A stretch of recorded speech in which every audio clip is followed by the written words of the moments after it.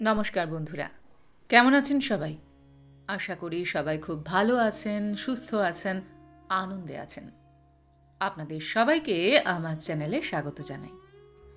আজ আমি আপনাদের পড়ে শোনাব সুনীল গঙ্গোপাধ্যায়ের লেখা গল্প ব্যর্থ প্রেমিক। আহত বাঘ যেমন নিজের ক্ষতস্থানটা বারবার চাটে, সেই রকমই মণিময় তার দুঃখগুলোকে ভালোবাসে। কখনো একলা হয়ে পড়লেই সে তার নিজের দুঃখগুলোকে আদর করে। সন্ধ্যা 6:30। অফিস থেকে বেরিয়ে এসে মণিময় দাঁড়িয়ে আছে মনুমেন্টের কাছে। এরপর সে কোথায় যাবে জানে না। এই জায়গাটা থেকে অনেক রকম বাস ছাড়ে, মিনি বাস দাঁড়ায়, শেয়ারের ট্যাক্সিও পাওয়া যায়। অর্থাৎ এখান থেকে কলকাতার যে কোনো জায়গায় যাওয়া যেতে পারে। কিন্তু মণিময় মনস্থির করতে পারে না। পরপর 2টি সিগারেট সে শেষ করল। প্রায় প্রত্যেক দিনই অফিস থেকে বেরিয়ে মণিময়ের এরকম হয়। কোথায় সে যাবে এখন? মণিময়ের একটা বাড়ি আছে, সেখানে মা, বাবা, 2 ভাই, 3 বোন নিয়ে বেশ বড় সংসার। মণিময়ের আছে নিজস্ব একটা ঘর। তাদের বাড়িতেও বিশেষ অশান্তি নেই, সবসময় বেশ একটা হইচই ভাব। মণিময় তো অন্য আর সবার মতন বাড়িও ফিরে যেতে পারে, স্নান করে জলখাবার খাবে, তারপর একটা বই নিয়ে বসবে, কিংবা রেডিও শুনবে, কিংবা গল্পে মেতে যাবে, যা সবাই করে। আর সে তো একটা সিনেমাও দেখতে পারে। একা যেতে না পারে, সঙ্গীর অভাবও নেই। তার বোনেরা প্রায়ই তাকে সিনেমা দেখার জন্য আবদার করে। তাদের পাড়াতেই থাকে বাসবী, তার মেজ বোনের বান্ধবী।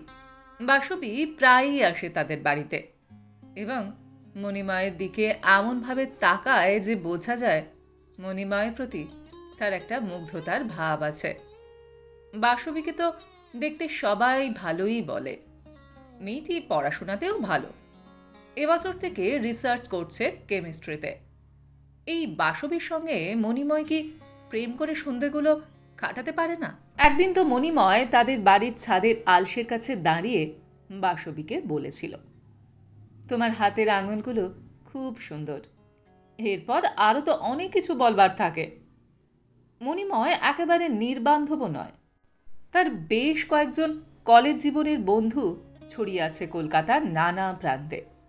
তাদের অনেকের বাড়িতেই এই সময় গেলে আড্ডা দেওয়া যায়।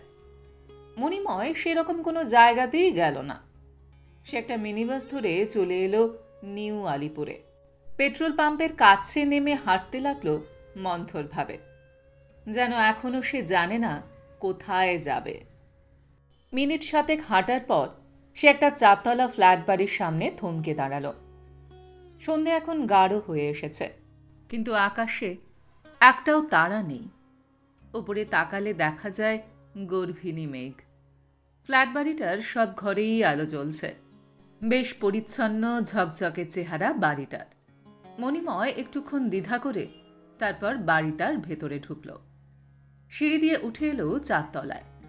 বেশ খাড়া খাড়া সিঁড়ি। 4তলায় উঠতেই হাঁপিয়ে যেতে হয়।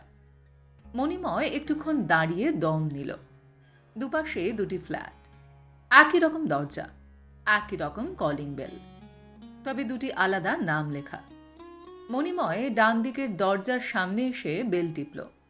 সামান্য একটুক্ষণ অপেক্ষা করতে হলো। দরজা খুলে দিল একটি বাচ্চা চাকর। দরজা থেকেই বসবার ঘরটা দেখা যায়। সুন্দর সোফা সেট দিয়ে সাজানো। একটি সোফার ওপর পা মুড়ে বসে আছে অনিতা, হাতে একটি পাতলা বই। সে কৌতূহলে তাকিয়ে আছে দরজার দিকেই। মণিময় সরু করিডরটা পেরিয়ে বসবার ঘরে চলে এলো। অনিতা উঠে দাঁড়ালো না, কোনো কথা বলল না, শুধু চেয়ে আছে তার দিকে। মণিময় জিজ্ঞাসা করল, ভালো আছো? অনিতা ঘাড় হেলিয়ে জানালো, হ্যাঁ। মণিময় জানে অনিতা নিজে তাকে বসতে বলবে না। সে শুধু শান্তভাবে চেয়েই থাকবে এক দৃষ্টে। মণিময় নিজেই বসল। ফ্ল্যাটটা ফাঁকা এবং নিঃশব্দ। সেই নৈশব্দ অনুভব করে মণিময় আবার জিজ্ঞাসা করল, অরূপ, বাড়ি নেই? অনিতা বলল, না। অনিতার ভুরু সামান্য কুঁচকে এসেছে। মণিময় খুব ভালো করেই জানে অরূপ এই সময় বাড়ি থাকে না। অরূপ একটি বিদেশি বিমান কোম্পানিতে কাজ করে। তাকে সপ্তাহে 3 দিন এই সময় এয়ারপোর্টে থাকতে হয়। বাড়ি ফিরতে রাত 10টা তো বাজবেই। হাতের বইটা নামিয়ে রাখল অনিতা। পাতলা চটি বই, আকাশি রঙের মলাট। মণিময় লক্ষ্য করে দেখল ওটা একটা কবিতার বই। একলা সন্ধ্যাবেলা অনিতা একটা কবিতার বই পড়ছিল। অনিতাকে এসব মানায়। অন্য মেয়েরা এই সময় সিনেমা পত্রিকার পাতা উল্টায় কিংবা পাশের ফ্ল্যাটের মেয়েদের সঙ্গে গল্প করতে যায়। কিন্তু অনিতার রুচি অত্যন্ত সূক্ষ্ম। কবিতা কিংবা গানে সে মগ্ন হয়ে থাকতে পারে। মণিময় বলল, অরূপ একদিন আসতে বলেছিল, তাই এলাম। কথাটা একদম মিথ্যে নয়, অথচ সত্যি তা নয় সে সম্পর্কে কোনো সন্দেহ নেই। অরূপ একদিন মণিময়কে আসতে বলেছিলেন ঠিকই। অরূপ আর অনিতার সঙ্গে মণিময়ের একদিন নিউ মার্কেটের কাছে দেখা। অরূপের সঙ্গে মণিময়ের মোটামুটি পরিচয় আছে। দ্বারভাঙা বিল্ডিংয়ের ছাদের হলে তাদের একই সঙ্গে পরীক্ষার সেট পড়েছিল। অনিতার কিছু ব্যস্ততা ছিল বলে সেদিন নিউ মার্কেটের সামনে অরূপ বেশিক্ষণ কথা বলতে পারেনি মণিময়ের সঙ্গে। সে বলেছিল, একদিন এসো না আমাদের বাড়িতে, গল্প করা যাবে। এটা নিতান্তই কথার কথা। এরকম নেমন্তন্নে হঠাৎ কেউ কারোর বাড়ি এসে উপস্থিত হয় না। তাও বেছে বেছে মণিময় ঠিক এমন সময় এসেছে যখন অরূপ বাড়িতে থাকে না। অনিতা এবার উঠে দাঁড়িয়ে জিজ্ঞাসা করল, তুমি চা খাবে? মণিময় বলল, খেতে পারি। বাড়িতে নিশ্চয়ই রান্নার লোক আছে। অনিতা তো সেখান থেকে জোরে চায়ের কথা বলে দিতে পারত, তা বলল না, নিজেই চলে গেল। তারপর অনেকক্ষণ আর এলো না। খানিক বাদে বাচ্চা চাকর এসে চা দিয়ে গেল। তবু অনিতার দেখা নেই। মণিময় একটু হাসল। অনিতা বুঝিয়ে দিতে চায় যে মণিময় এখানে অবাঞ্ছিত। অতিথিকে একলা বসিয়ে রেখে নিজে অন্য জায়গায় থাকার মতো অভদ্র তো অনিতার নয়। সে ইচ্ছে করেই মণিময়কে এরকম অপমান করলে। আর কোথাও কেউ মণিময়কে এরকম অবহেলা বা অপমান করে না। তার স্বাস্থ্য ভালো, চেহারা সুন্দর। এককালে খুব নাম করা ছাত্র ছিল। এখনও সে অরূপের চেয়ে কিছু খারাপ চাকরি করে না। সে কথাবার্তাও ভালো বলতে পারে।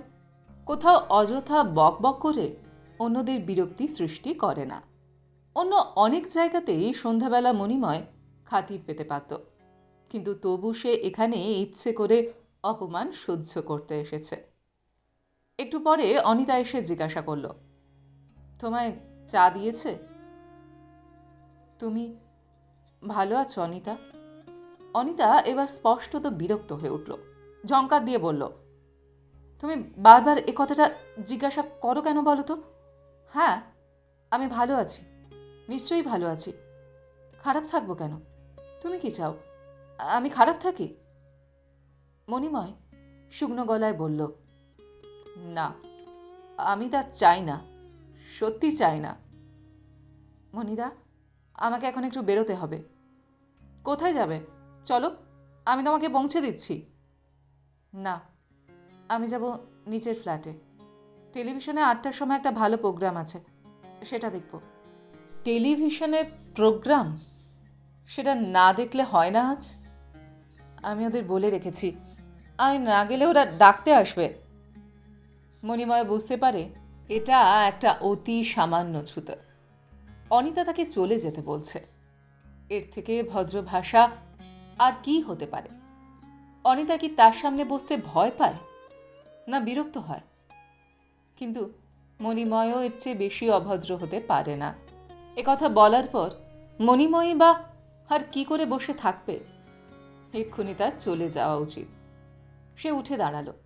তার মুখে কোনো ব্যথার চিহ্ন নেই, বরং একটা পাতলা চাপা হাসি। সে তো এরকম পাবার আশা করেই এসেছিল। সে জানত অনিতা ঠিক এরকম ব্যবহার করবে। মণিময় বলল, অরূপের সঙ্গে দেখা হলো না? অনিতা মণিময়কে উঠে দাঁড়াতে দেখে খুশি হয়েছে। সে বলল, ওর সঙ্গে দেখা করতে হলে রবিবার আর বৃহস্পতিবার, ওই দুদিনই ও বাড়িতে থাকে। অরূপকে বলো আমি এসেছিলাম। অনিতা দরজা পর্যন্ত এগিয়ে দিতে এলো না। মণিময় একাই বেরিয়ে এসে বাইরে থেকে দরজাটা টেনে দিল। অনিতা তখনও বসবার ঘরে একই জায়গায় দাঁড়িয়ে।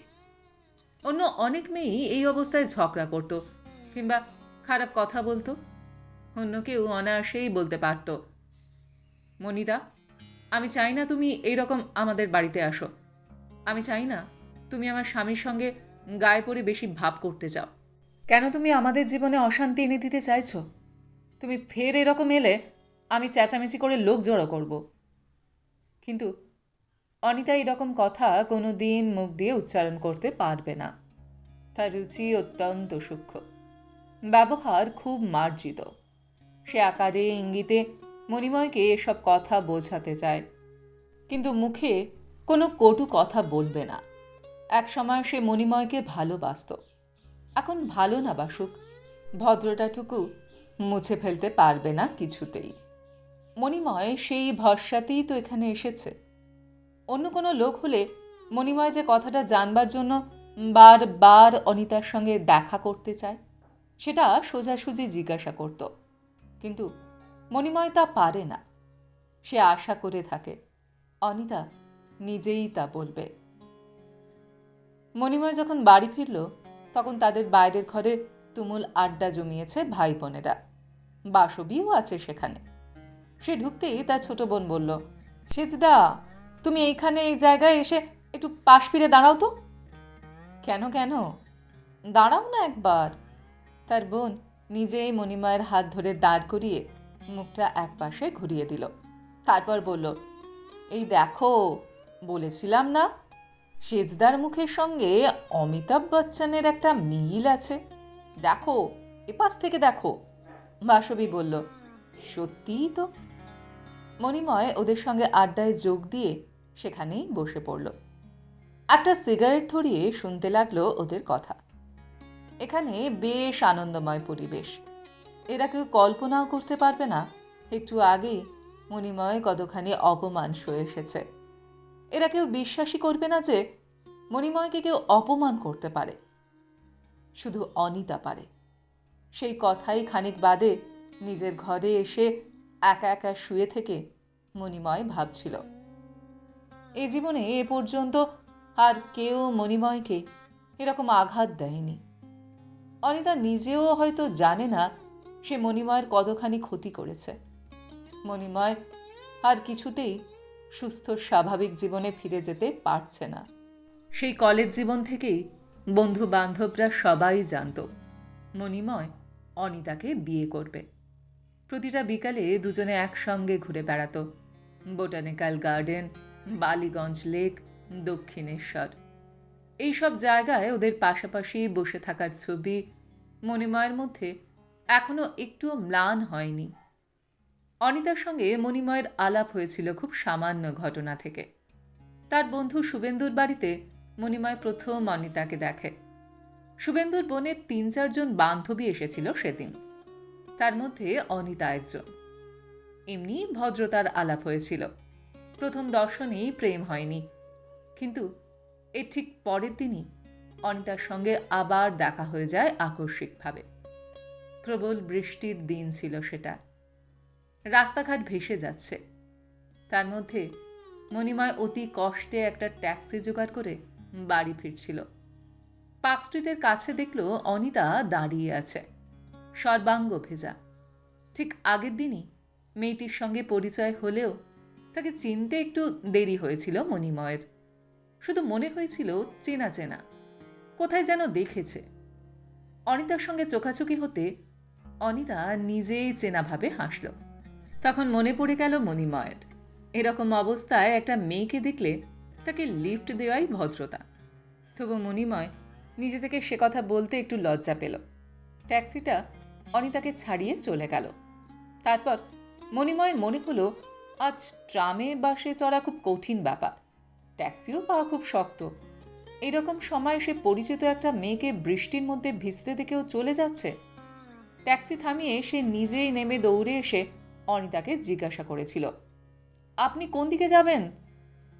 সেদিন যদি মণিময় এভাবে ট্যাক্সি থামিয়ে ফিরে না আসতো, তাহলে অনিতার সঙ্গে তার গভীর পরিচয়ই হতো না কোনো দিন।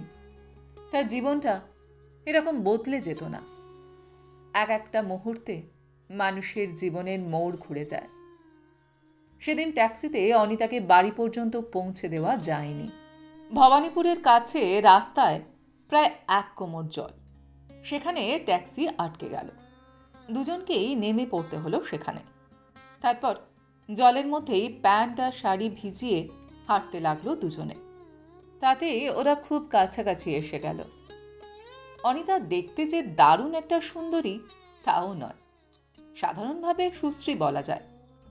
কিন্তু মণিময় দেখেছিল অনিতার রুচি বা কথাবার্তার ধরনের সঙ্গে তার একটা মিল আছে। দুজনেই একই ধরনের বই পড়তে ভালোবাসে। প্রায় 4 বছর ওরা দুজন দুজনকে তীব্রভাবে ভালোবেসেছে। অনিতা নিজেই 2-3 দিন মণিময়ের সঙ্গে দেখা না হলেই ছটফট করত। মণিময়ের বুকে মাথা রেখে বলতো, তুমি কোনো দিন আমাকে ভুলে যাবে না বলো? নিজের বাড়িতেও অনিতার কথা গোপন করেনি মণিময়। শেষের দিকে একদিন অনিতাকে বাড়িতে নিয়েও এসেছিল। তাদের বাড়ির লোকজন অনিতার সঙ্গে খুব ভালো ব্যবহার করেছে। মণিময় নিজের পছন্দ মতন কারুকে বিয়ে করলে তাদের বাড়ি থেকে কোনো রকম আপত্তি উঠবার কথা নয়। তাদের বাড়ির আবহাওয়াই সেই রকম। মণিময়ের মা পরে অনিতা সম্পর্কে বলেছিলেন, মেয়েটি বেশ, খুব নম্র, চমৎকার ব্যবহার। অনিতাও মণিময়ের বাড়ি থেকে বেরিয়ে এসে বলেছিল, তোমাদের বাড়ির সবাই কি চমৎকার, তোমার মা কি সুন্দর শান্ত চেহারা, ঠিক একটা মা ভাব আছে। আর তোমার ভাই বোনেরা এত ভালো, একটু আলাপেই কত আন্তরিক ব্যবহার করলো। তোমার ভাই বোনেরা আমাকে খুব ভালোবাসে, তাই না? মণিময় বলেছিল, হ্যাঁ, ভাই বোনেরাও আমার বন্ধুর মতন। এর পরদিন থেকে অনিতা মণিময়ের সঙ্গে দেখা সাক্ষাৎ বন্ধ করে দিল। চিঠি লিখলেও কোনো উত্তর দেয়নি। শুধু বিস্মিত নয়, মণিময় একেবারে বিমূঢ় হয়ে গিয়েছিল বলা যায়। গণ্ডগোলটা কোথায় হলো? তার বাড়ির লোকেরা অনিতাকে পছন্দ করেছে, অনিতার ভালো লেগেছে সবাইকে। তবু কেন অনিতা ঠিক এর পর থেকেই দূরে সরিয়ে দিল মণিময়কে? কেন সব ভালোবাসা মিথ্যে হয়ে গেল? মণিময় আগে কোনোদিন অনিতাদের বাড়ি যায়নি, অনিতা নিয়ে যেতেও চায়নি। সে বলেছিল তার বাবা একটু কড়া ধরনের, তিনি পছন্দ করবেন না। তবু প্রায় 7-8খানা চিঠি লিখেও অনিতার উত্তর না পেয়ে মণিময় একদিন গিয়েছিল অনিতাদের বাড়ি। অনিতার দেখা পায়নি। একটি চাকর এসে বলেছিল অনিতা বাড়ি নেই, কিন্তু মণিময়ের সন্দেহ হয়েছিল সেটা মিথ্যে কথা। অনিতা নিজেই দেখা করতে চায় না। অনিতা কেন এমন অপমান করতে চাইল তাকে? তার দোষটা কোথায়? অনিতা কি তার বাবাকে এতখানি ভয় পায়? এত ভয়ের কি আছে? মণিময়ের কি কোনো যোগ্যতা নেই? এমনকি জাতের পর্যন্ত মিল আছে। এর 8 মাস পরে সে পেয়েছিল অনিতার বিয়ের চিঠি, এবং অরূপের সঙ্গে অনিতাদের জাতেরও মিল নেই। তাহলে মণিময়ের বদলে কেন অরূপকে বিয়ে করতে গেল অনিতা? 4 বছরের মধ্যে তো সে একদিনও অরূপের কথা শোনেনি। অনিতা অরূপের কথা গোপন করে গিয়েছিল? না, তা হতেই পারে না। অনিতা মিথ্যে কথা বলে না, কোনো রকম লুকোচুরি সে পছন্দ করে না। অনিতার ভালোবাসার মধ্যে কোনো গলদ ছিল না, তবু সে এরকম অদ্ভুত ব্যবহার করল কেন? ব্যর্থ প্রেমে মণিময় পাগল হয়ে যায়নি। সে জানে একটি মেয়েকে বিয়ে করতে না পারলে কারো জীবন ব্যর্থ হয়ে যায় না। সময় সব কিছু ভুলিয়ে দেয়। সে আবার অন্য কারুকে ভালোবেসে নতুন করে জীবন শুরু করতে পারে। কিন্তু তার আগে তার শুধু জানা দরকার অনিতা তাকে অপমান করতে চায়, করুক। দেখা যাক অপমানে কোন চরম সীমায় সে যেতে পারে এবং কেন। আবার মণিময় গেল অনিতার ফ্ল্যাটে। দরজা খুলে অনিতা ভুরু কোঁচকাল। মণিময়কে ভেতরে এসে বসতে পর্যন্ত বলল না। ঠোঁটে পাতলা হাসি টেনে মণিময় বলল, আমি আবার এসেছি। অরূপ নেই। অনিতা বলল, তোমাকে তো আমি বলেইছি এরকম সন্ধ্যের সময় অরূপ বাড়ি থাকে না। কিন্তু আজ বৃহস্পতিবার, তুমি বলেছিলে রবিবার আর বৃহস্পতিবার সে থাকে। তা অবশ্য ঠিক, বৃহস্পতিবার অরূপ বাড়ি ফেরে, কিন্তু আজ একটা জরুরি কাজে তাকে এয়ারপোর্ট যেতে হয়েছে। অরূপ অফিস থেকে খবর পাঠিয়েছে। মণিময় এক পা দরজার ভেতরে রাখল। সে দেখতে চায় অনিতা তার মুখের উপর দরজা বন্ধ করে দেবে কিনা। অনিতা কি এত দূর যাবে? অনিতা অবশ্য তা পারল না। দরজার কাছে থেকে সরে এলো। মণিময় জিজ্ঞাসা করল, আমি একটু বসবো? অরূপ যদি একটুক্ষণের মধ্যেই ফেরে। অনিতা বলল, অরূপের সঙ্গে তোমার হঠাৎ কোনো দরকার আছে? সোফার উপর বসে পড়ে মণিময় বলল, না, আমি অরূপের সঙ্গে দেখা করতে আসি না, আমি তোমাকেই দেখতে আসি। অনিতা কিছু বলতে যাচ্ছিল। মণিময় তাকে বাধা দিয়ে বলল, তুমি কি ভেবেছিলে আমি কোনো খারাপ লোকের মতন তোমার উপর প্রতিশোধ নেবার জন্য অরূপকে আমাদের পুরনো সব কথা বলে দেব? অরূপকে জানিয়ে দেব যে গঙ্গায় নৌকোর উপর তুমি চুমু খেয়েছিলে? তুমি আমাকে এরকম খারাপ লোক ভাবো? না, তা অবশ্য ভাবি না। আমি তোমার বাড়ির সামনের রাস্তায় আজ 1 ঘন্টা দাঁড়িয়েছিলাম। অরূপকে ফিরতে দেখিনি বলেই তোমার কাছে এসেছি। তুমি চা খাবে? না, আজ তোমার কোনো টেলিভিশন প্রোগ্রাম দেখতে যাওয়ার কথা নেই। অরূপ নিজেই টেলিভিশন সেট কেনে না কেন? আমি তোমার কাছে ক্ষমা চাইছি, কিন্তু তুমি নিশ্চয়ই বুঝবে এখন এভাবে দেখাশোনা করা আমাদের উচিত নয়। অর্থাৎ তুমি ভয় পাচ্ছ এখন যদি অরূপ হঠাৎ এসে পড়ে সে ভাববে তুমি লুকিয়ে লুকিয়ে আমার সঙ্গে প্রেম করছো। মণিদা, তুমি আগে আমাকে শুধু মণিময় বলে ডাকতে, এখন দাদা বলো। আমি অনুরোধ করছি, তুমি পুরনো সব কথা ভুলে যাও। তোমার ভয় নেই, আমি তোমার সঙ্গে লুকিয়ে লুকিয়ে প্রেম কিংবা ব্যভিচার করতে চাই না, ওসব আমার চরিত্রে নেই। এখন পুরনো কথা ভুলে যেতে বলছো, অথচ একদিন তুমিই বলেছিলে তোমাকে যেন আমি ভুলে না যাই। আমি ক্ষমা চাইছি। মণিময় এমনভাবে উঠে দাঁড়ালো যেন তক্ষুনি সে অনিতার উপর ঝাঁপিয়ে পড়বে। স্থির দৃষ্টিতে তাকিয়ে রইল অনিতার উপর। সে সহ্যের শেষ সীমায় এসে গেছে। চাপা গলায় প্রায় গর্জন করে সে বলল, আগে বলো, কেন কেন তুমি আমাকে অপমান করলে? অনিতা মুখ নিচু করে বলল, অপমান করতে চাইনি, আমি তোমার অযোগ্য বলে সরে এসেছি। কিসে তুমি অযোগ্য? 4 বছর আমরা একসঙ্গে ছিলাম, তখন আমি বুঝতে পারিনি। আমি স্বপ্ন দেখেছিলাম তোমাকে পাবো, সেই স্বপ্নে আর সব কিছু ভুলে গিয়েছিলাম। তারপর হঠাৎ একদিন ঘোর ভাঙল, আমি বুঝতে পারলাম তোমার সঙ্গে আমার বিয়ে হতে পারে না, আমি তোমার সম্পূর্ণ অযোগ্য। কেন, সেটাই তো জানতে চাইছি। তুমি শুনবেই? না শুনে আজ আর আমি যাব না এখান থেকে। তবে শোনো, আমার যখন 4 বছর বয়স তখন আমার মা আমার বাবার এক বন্ধুর সঙ্গে পালিয়ে যান। আমার বাবা একটি নার্সকে রক্ষিতা রেখেছে, সেই আমাদের বাড়ির কর্ত্রী। আমার পরিচয় একরকম কালি মাখা, তোমাকে কখনো বলতে পারিনি। মণিময়ের মুখখানা বিবর্ণ হয়ে গেল।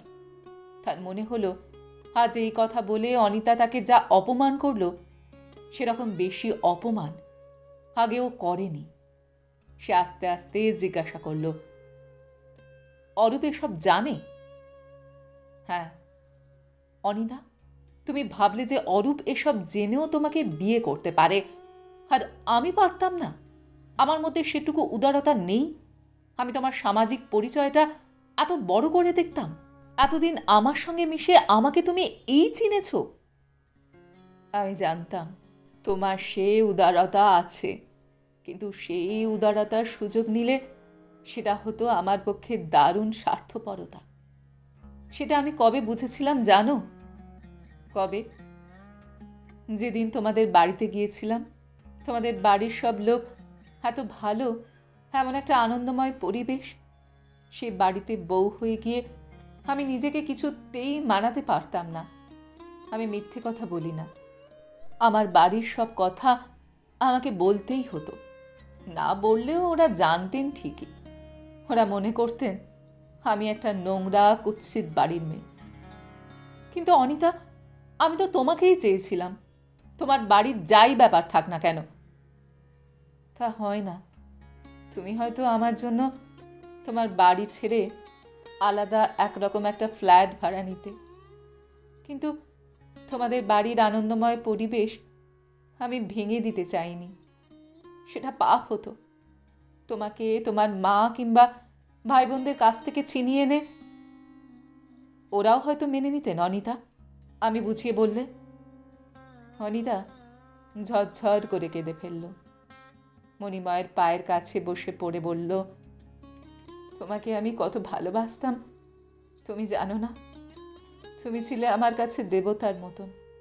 তবু আমি বুঝেছিলাম আমি তোমাকে পাবো না। আমার বাবা মায়ের অপরাধ তোমার বাবা মা মেনে নিতে পারতেন না কিছুতেই। আমি জানি আমার জন্য তুমি ওদের ছেড়ে এলে শান্তি পেতে না। আমি কত কেঁদেছি একলা একলা মণিদা, এখনো কাঁদি। মণিময় স্তব্ধ হয়ে রইল। তার শরীরটা কাঁপছে। সে হঠাৎ বুঝতে পেরেছে অনিতা তার চেয়েও অনেক বড়। অনিতা যা বলছে তা অস্বীকার করা যায় না। এক কুলোটা নারীর মেয়েকে তার মা কি পুত্রবধূ হিসাবে মেনে নিতে পারতেন? অথচ অনিতার তো কোনো দোষ নেই।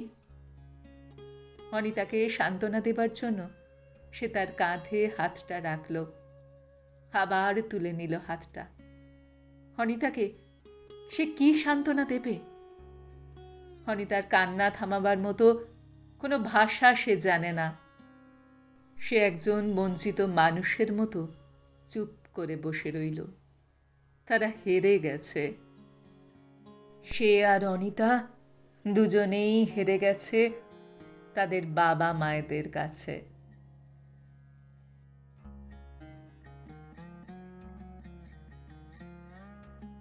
গল্পটি এইখানে সমাপ্ত হলো। আপনারা এতক্ষণ শুনছিলেন সুনীল গঙ্গোপাধ্যায়ের লেখা গল্প ব্যর্থ প্রেমিক। গল্পটি আপনাদের কেমন লাগলো বা আমার গল্প পাঠ আপনাদের কেমন লাগলো কমেন্ট সেকশনে অবশ্যই লিখে জানান। যদি আমার গল্প পাঠ আপনাদের ভালো লেগে থাকে তাহলে আশা করব লাইক শেয়ার অবশ্যই করবেন। আর এই ধরনের সুন্দর সুন্দর কাহিনী আরও শুনবার জন্য আমার চ্যানেলটিকে সাবস্ক্রাইব করতে ভুলবেন না কিন্তু। তবে আজ এই পর্যন্ত। আমি খুব তাড়াতাড়ি আবারও অন্য কোনো কাহিনী নিয়ে আপনাদের কাছে চলে আসছি। সবাই খুব ভালো থাকবেন, সুস্থ থাকবেন, আনন্দে থাকবেন। নমস্কার।